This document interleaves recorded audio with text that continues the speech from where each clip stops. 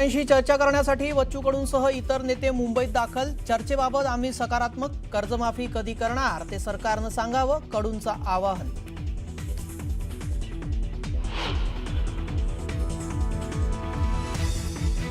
बावनकुळे चर्चेआधी अभिप्राय देत असतील तर चुकीचं, कुणाच्या बोलण्यानं आंदोलनाची धार कमी होत नाही, बच्चू कडूंनी सुनावलं।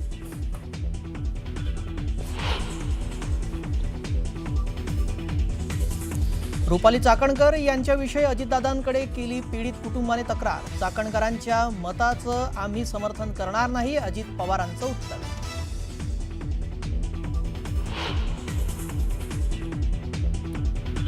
डॉक्टर आत्महत्या प्रकरणातील कुटुंबियांशी उद्धव ठाकरे यांची फोनवरून चर्चा। कुटुंबाच्या या न्यायाच्या लढाईत आम्ही तुमच्या सोबत असल्याची दिली ग्वाही।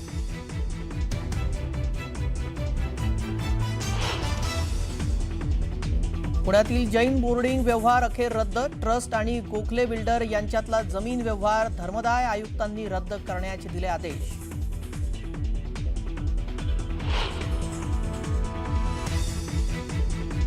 जैन समाजानं विनंती केल्यानं आपण या प्रकरणात उतरलो, मुरलीधर मोहोळांचं स्पष्टीकरण। तर जैन बोर्डिंगच्या माध्यमातून आपल्यावर राजकीय आरोप, मोहोळांचा धंगेकरांवर निशाणा।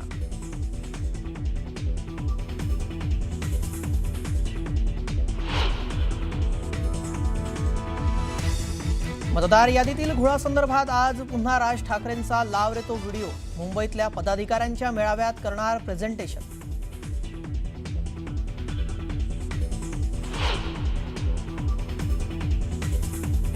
1 नोव्हेंबरच्या मोर्चासंदर्भात मुंबईत विरोधकांची महत्त्वाची बैठक सुरू।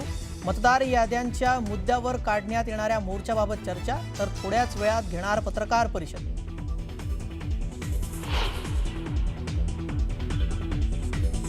विरोधकांच्या मोर्चासंदर्भातल्या बैठकीला काँग्रेस प्रदेशाध्यक्ष हर्षवर्धन सपकाळ आणि मुंबई प्रदेशाध्यक्ष वर्षा गायकवाडांची दांडी, तर नसीम खान आणि सचिन सावंतांची बैठकीला हजेरी।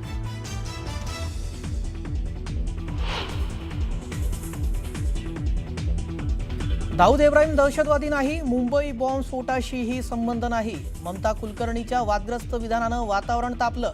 चूक कळल्यानंतर मात्र ममताचं घुमजाव।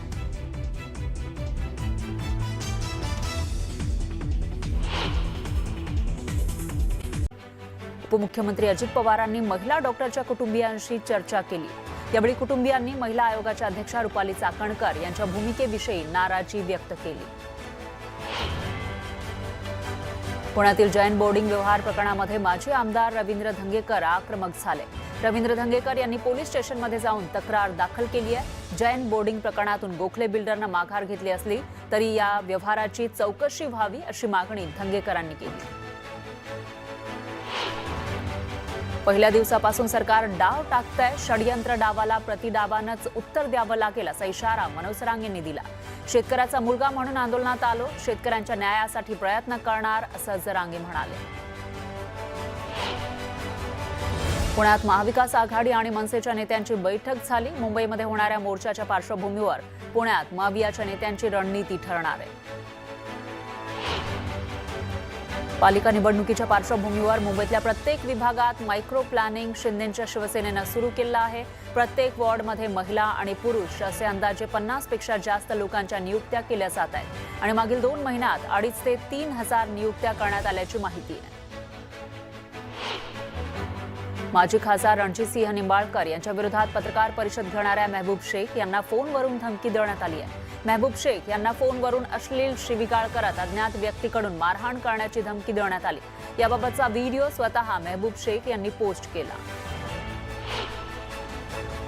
मंत्री माधुरी मिसाळ यांची पुण्यातील टीडीआर प्रकरणामध्ये राज्याचे मुख्यमंत्री फडणवीस यांच्याकडे तक्रार करण्यात आली आहे। पर्वतीमधील जनता वसाहत इथं झोपडपट्टी पुनर्वसन योजनेच्या नावाखाली 762 कोटींचा लँड टीडीआर लाटण्याचा प्रकार घडला होता असा आरोप आहे। आगामी स्थानिक स्वराज्य संस्था निवडणुकांसाठी उमेदवारांच्या खर्च मर्यादेत वाढ करण्याचा निर्णय राज्य निवडणूक आयोगानं घेतलाय। आधीपेक्षा 1.5 पटीनं जास्त वाढ करण्यात आल्यानं उमेदवारांना दिलासा मिळणार आहे। मुंबई महानगरपालिकेच्या निवडणुकीमध्ये तयारीला वेग आलेला आहे. राज्य निवडणूक आयोगानं आरक्षण निश्चिती आणि सोडत कार्यक्रमाचं सविस्तर वेळापत्रक जाहीर केलंय. महापालिकेची 11 नोव्हेंबरला आरक्षण सोडत काढली जाणार आहे. धाराशिव अंतर्गत रस्त्याच्या विकास निधीला थांबवल्याचा वाद पेटलेला आहे. पक्षप्रवेश करतो असं सांगून शहरातील विकास निधी पालकमंत्र्यांकडून थांबवून घेतला असे बॅनर भाजपकडून लावण्यात आले. तर या बॅनरच्या माध्यमातून त्यांनी खासदार ओमराजे निंबाळकर यांच्यावर निशाणा साधला. फलटणमधील डॉक्टर महिलेच्या आत्महत्या प्रकरणामध्ये SIT स्थापन करावी अशी मागणी करण्यात येते. तर महिलेच्या कुटुंबियांना शवविच्छेदन अहवालाबाबत संशयही त्यांनी व्यक्त केला आहे. मृत्यूची वेळ चुकीची नमूद केल्याचा आरोप महिलेच्या भावानं केलाय. फलटणमधील महिला डॉक्टरच्या आत्महत्या प्रकरणावरून तृप्ती देसाईंनी रुपाली चाकणकरांना लक्ष्य केलं. राज्य महिला आयोगाकडूनच जर महिलांवर अन्याय होणार असेल तर मग या आयोगाचा उपयोगच काय असा सवाल त्यांनी विचारला. तर चाकणकर, महिला आयोगाच्या अध्यक्षा आहात की राजकारण्यांच्या प्रवक्त्या आहात असा टोलाही त्यांनी लगावला. फलटणमधील महिला डॉक्टरच्या आत्महत्या प्रकरणी महिलेच्या गावातील ग्रामस्थ आक्रमक झाले. गावातील पाण्याच्या टाकीवर चढत शोले स्टाईल आंदोलन केलं. आरोपींवर कठोरात कठोर कारवाई करावी अशी मागणी यावेळी करण्यात आली.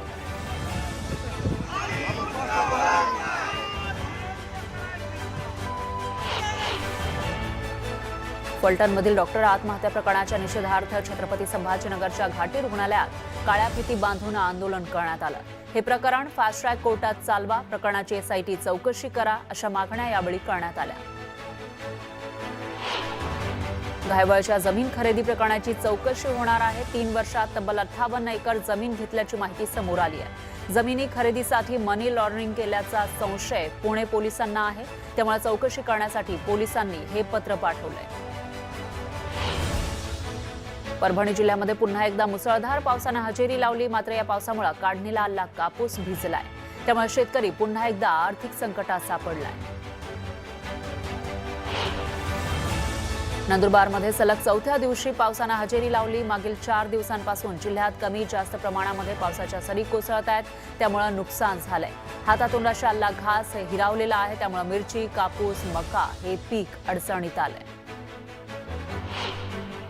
नांदेड जिल्ह्यामध्ये सकाळपासूनच मुसळधार पावसानं हजेरी लावली आहे. हदगाव तालुक्यामध्ये ढगफुटीसारखा पाऊस झाला.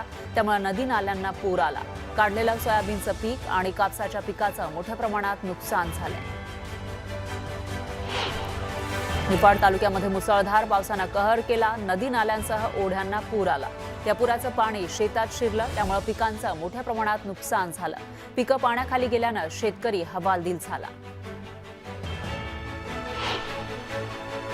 नाशिकच्या सुरगाणा भागात होत असलेल्या पावसाचा फटका भात शेतीला बसलाय. काढणीला आलेलं पीक आडवं झालंय. पावसानं शेतातील भात पीक भिजून खराब झालं. नंदुरबारच्या शहादा तालुक्यातील डामरखेडा पुलाजवळ कंटेनर उलटला. कंटेनर उलटल्यानं वाहतुकीचा खोळंबा झाल्याचं पाहायला मिळालं. तर डामरखेड्याचा पूल कमकुवत झाल्यानं हा रस्ता गेल्या 2 वर्षांपासून अवजड वाहतुकीसाठी बंद करण्यात आलाय.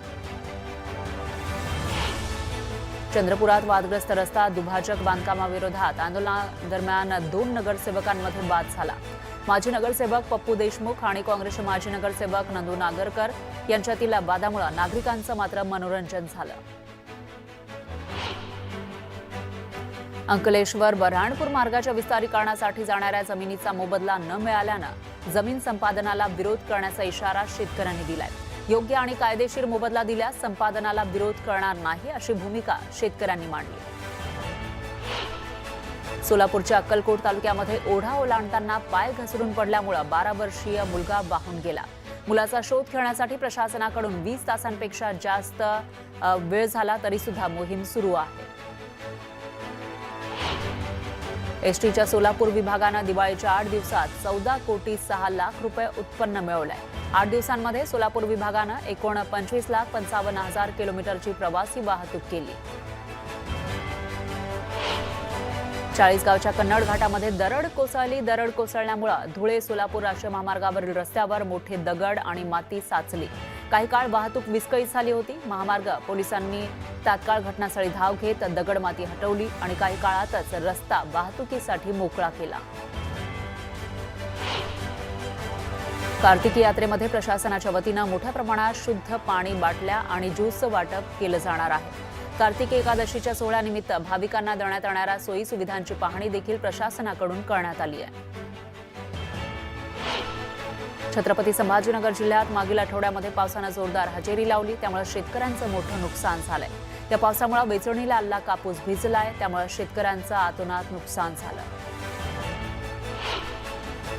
अतिवृष्टीमुळे धाराशिव जिल्ह्यातील सोयाबीन उत्पादक शेतकरी संकटात सापडलाय. हमी भाव केंद्र बंद आहे, त्यामुळे हमी भावापेक्षा कमी भावात सोयाबीनची विक्री शेतकऱ्यांना करावी लागतेय. त्यामुळे शेतकऱ्यांमध्ये चिंतेचं वातावरण आहे. रिपाईचे दिवंगत नेते आणि बिहार केरळचे माजी राज्यपाल रासू गवई यांच्या स्मारकाचं अमरावतीमध्ये उद्घाटन केलं जाणार आहे. यावेळी मुख्यमंत्री आणि दोन्ही उपमुख्यमंत्री तसंच सर्वोच्च न्यायालयाचे सरन्यायाधीश उपस्थित असतील. समुद्रात वादळ सदृश्य वातावरणाचा मोठा फटका मच्छीमारी व्यवसायाला बसलाय. मच्छीमारी हंगाम सुरू झाल्यापासून वादळी वातावरणामुळे मच्छीमारी व्यवसाय वारंवार ठप्प होतोय. सिंधुदुर्गासह परराज्यातील मच्छीमार नौका या देवगड बंदरामध्ये सुरक्षेच्या कारणास्तव दाखल झाल्या. यंदाच्या खरीपातील सोयाबीन, उडीद आणि मूग खरेदीसाठी नोंदणी सुरू होणार आहे. 15 नोव्हेंबरपासून प्रत्यक्ष खरेदीला सुरुवात होणार असल्याची माहिती पणन मंत्री जयकुमार रावल यांनी दिली.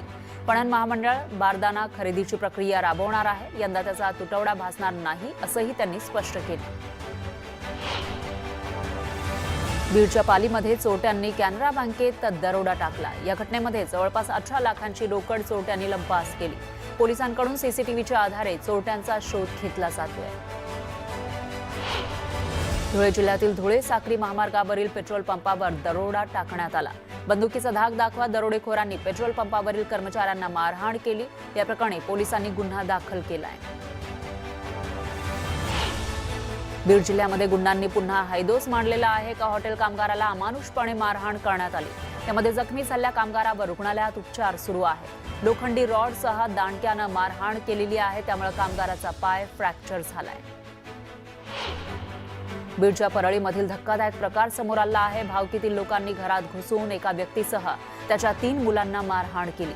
त्यामधील एका मुलीला विष सुद्धा पाजलं आणि या धक्कादायक मारहाणीचा व्हिडिओ समोर आलाय. मात्र पोलिसांनी तक्रार घेण्यास नकार दिल्यानं पीडित कुटुंब हवालदिल झालंय. अकोल्यातील उमरी भागात चोरट्यांनी एका सैनिकाच्या घरामध्ये चोरी केली. घरातील 4.5 लाखांचा ऐवज लंपास केला आहे, तर 50,000ची रोकडही लंपास केली. या प्रकरणी पोलिसांकडून तपास सुरू आहे. मुंबई विमानतळावर सीमा शुल्क विभागाच्या अधिकाऱ्यांनी कारवाई केली आहे. 4 वेगवेगळ्या कारवाईत 13 कोटींचा ड्रग्ज आणि 56 लाखांचा गांजा जप्त करण्यात आला. कल्याण चौळीला विठ्ठलवाडी बस आगारामध्ये सीएनजी पंपाशेजारी फटाके फोडत कारच्या बोनेटवर केक कापत बर्थडे सेलिब्रेशन करण्यात आलं. याचा व्हिडिओ व्हायरल झाला. त्यानंतर प्रवाशांकडून कठोर कारवाई करण्याची मागणी करण्यात आली आहे. नाशिकच्या द्वारका परिसरामध्ये गुंडांची दहशत पाहायला मिळाली आहे. कराड बंधू चिवडा दुकानावर अज्ञात टवाळखोरांनी कोयता आणि दगडानं हल्ला केला. हल्ल्याची घटना सीसीटीव्हीमध्ये कैद झाली आहे. अवैध रेती उपसा करणाऱ्यांविरोधात नांदेडच्या महसूल विभागानं धडक कारवाई सुरू केली आहे. महसूल पथकांनी 63 लाखांचं साहित्य उद्ध्वस्त केलं. कणकवली तालुक्यातील साळीस्ते इथं मयत अवस्थेमध्ये आढळलेल्या बँगलोर इथल्या श्रीनिवास गणेश रेड्डी यांच्या हत्याप्रकरणी 3ही संशयित आरोपींना कणकवली न्यायालयात हजर केलं. न्यायालयानं तिघांनाही 7 दिवसांची पोलीस कोठडी सुनावली. ठाकरेंच्या सेनेचा पदाधिकारी सावकार विशाल कदमवर पुन्हा 2 गुन्हे दाखल झाले. 3 दिवसांपूर्वी पोलिसांनी विशाल कदमला अवैध सावकारी प्रकरणी ताब्यात घेतलं होतं. जबरदस्तीनं व्याज वसूल करणे, मालमत्ता हडप करून 10 लाखांची खंडणी वसूल करणे असे गुन्हे दाखल करण्यात आले. छत्रपती संभाजीनगरमध्ये नंदनवन कॉलनीतील एक महिला घराकडे पायी जाताना दुचाकीस्वारानं महिलेची छेड काढून धूम ठोकली. महिलेनं कुटुंबासह छावणी पोलीस ठाण्यामध्ये धाव घेतली. पोलिसांनी 1 तासातच आरोपीला पकडलं. भुसावळमधील माजी नगरसेवकाच्या कामगारावर हल्ला करण्यात आला. हल्ला करून दुचाकीवरून आलेल्या तिघांनी कामगाराकडील 25 लाख हिसकावून पळ काढला. मोठी घसरण झाल्यास सोने चांदीच्या भावात पुन्हा वाढ झाली आहे. सोन्याच्या भावात 1500 रुपयांची वाढ होऊन ते 1,20,000 रुपयांवर पोहोचलं, तर चांदीच्या भावात 1,000 रुपयांची वाढ झाली आणि ती 1,48,000 रुपयांवर पोहोचली. कंपन्या आणि ऑडिटची आवश्यकता असलेल्या करदात्यांसाठी ITR दाखल करण्याची अंतिम तारीख केंद्र सरकारनं वाढवली आहे. करदाता 31 ऑक्टोबरऐवजी 10 डिसेंबर 2025 पर्यंत रिटर्न दाखल करू शकतील. राज्यात जून ते सप्टेंबर या कालावधीमध्ये अतिवृष्टी आणि पुरामुळे शेतीबरोबरच मत्स्य उत्पादकांचंही मोठ्या प्रमाणामध्ये नुकसान झालंय. अतिवृष्टीनं जलाशयातील मत्स्यसाठा, मत्स्यबीज, नौका आणि जाळींचं नुकसान झालंय. या नुकसानग्रस्त मत्स्य उत्पादकांसाठी 15,000ची मदतीची घोषणा करण्यात आली आहे. लाडकी बहीण योजनेचा ऑक्टोबर महिन्याचा हप्ता वितरित करण्यासाठी सामाजिक न्याय विभागाकडून 410 कोटी रुपयांचा निधी वितरित करण्यात आला. याविषयीचा शासन आदेश जारी करण्यात आला आहे. बहुतांश लाडक्या बहिणी KYC पूर्ण केले असल्याचं महिला आणि बाल विकास मंत्री अदिती तटकरे यांनी स्पष्ट केलं. नवी मुंबई पालिका आयुक्तांच्या नेरूळ रेल्वे स्थानकासमोरील निवासस्थानाच्या पत्त्यावर तब्बल 130 मतदारांची नोंद करण्यात आली. त्यामुळे पुन्हा एकदा निवडणूक आयोगाचा अजब कारभार समोर आला. अटल सेतू सीलिंग प्रकल्प बाधित वंचित मच्छीमारांना नुकसान भरपाई मिळावी यासाठी 1 महिन्यात सर्व्हे करत अहवाल सादर करण्याचे निर्देश उपाध्यक्ष अण्णा बनसोडे यांनी दिले. शासनानं प्रकल्प बाधितांना नुकसान भरपाई मिळवून देण्यासाठी नियमावली तयार केली आहे. विकास कामं प्रकल्पांच्या ठिकाणी सर्वाधिक प्रदूषण होत असल्यानं महापालिकेच्या पर्यावरण विभागानं 28 मार्गदर्शक सूचना जारी केल्यात. या सूचनांचं पालन न केल्यानं पालिकेनं जानेवारी ते सप्टेंबर 2025 या 9 महिन्यात 8,390 विकास कामांना कारणे दाखवा नोटीस बजावली आहे. त्यापैकी 3,458 बांधकामं थांबवण्याची नोटीस देण्यात आली आहे. RBI मधील सुवर्ण साठा सतत वाढतोय. सप्टेंबर 2025 अखेर तो 880.18 टनांवर पोहोचलेला आहे. मागील 12 महिन्यात म्हणजे सप्टेंबर 2024च्या तुलनेत या साठ्यामध्ये 25.45 टनांची वाढ झाली आहे. मोबाईलवर येणाऱ्या कॉलमध्ये कॉल करणाऱ्याचे खरे नाव स्क्रीनवर दिसावं यासाठी कॉलर नेम प्रेझेंटेशन या सेवेचं परीक्षण सुरू केलंय. मार्च 2026 पर्यंत ही सुविधा देशभरात लागू होणार आहे.